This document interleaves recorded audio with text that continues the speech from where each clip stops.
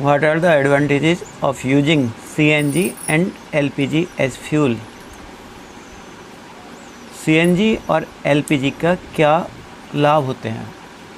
Answer में हमको लिखना होता है the advantages of usages CNG and LPG as fuel are they are used as non polluted fuels to transport vehicles. Number 2, LPG and CNG both are easy to store and transport. CNG is used for power generation. Number 4, these fuels have more energy per unit volume. LPG can be used directly for burning in home and factories. These are easily available and have affordable cost. LPG and CNG has vertically no ash particles after burning. Clear? Got it this questions? Next question is name the petroleum product. Name the petroleum product used for surfacing of road.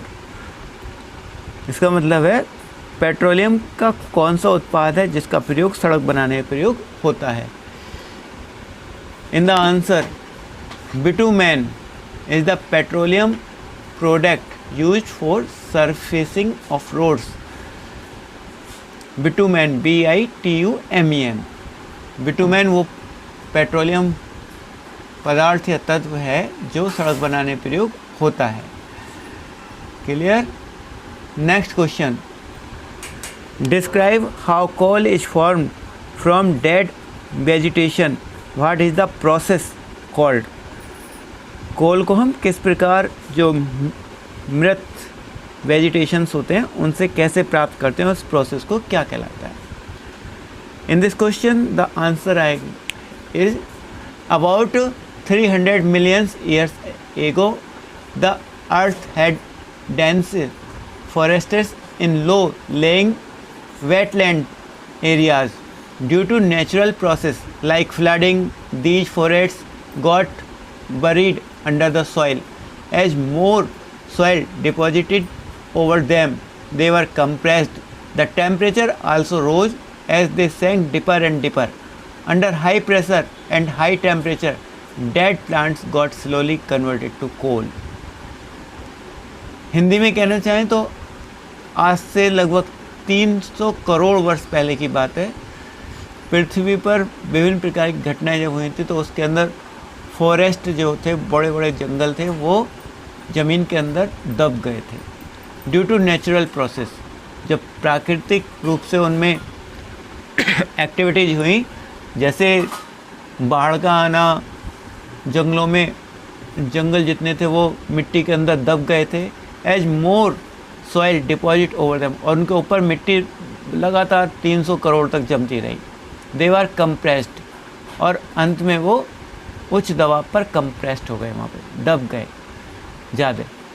The temperature also रोज, और उनमें जो temperature है वो बढ़ता गया. दे सैंक dipper and dipper, और वो गहराई में दबते गए.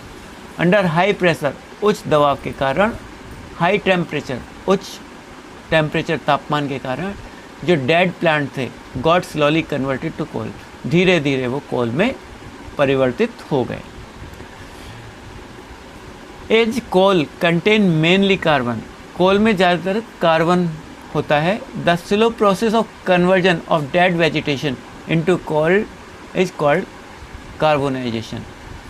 धीरे धीरे जो मृत जीव जंतु होते हैं, वनस्पतियाँ होती हैं, वेजिटेशंस होते हैं, ये कोल में कोल में जो बदलने की प्रक्रिया होती है उसे कार्बोनाइजेशन कहते हैं, यानी कार्बनीकरण हिंदी में कहा जाए तो. इंग्लिश में कहते हैं carbonisation. Next question is fill in the blanks. Fossil fuels are, blanks हैं. फर्स्ट में नेचुरल गैस, सेकंड में कोल एंड पेट्रोलियम आएगा. फॉसिल्स जो होते हैं, जो जीवाश्म ईंधन होते हैं, वो हमें प्राकृतिक गैस, कोयला और पेट्रोलियम से मिलते हैं. बी है process of separation of different constituents from petroleum is called. Process of separation यानी पृथक्करण की जो क्रिया होती है different constituent from the petroleum से विभिन्न प्रकार के पदार्थों को जो हम निकालते हैं, जैसे मिट्टी का तेल अलग किया जाता है, केरोसिन ऑयल अलग किया जाता है, डीजल अलग किया जाता है, पेट्रोल अलग किया जाता है, उस प्रक्रिया को कहा जाता है रिफाइनिंग। यहाँ पे आएगा रिफाइनिंग।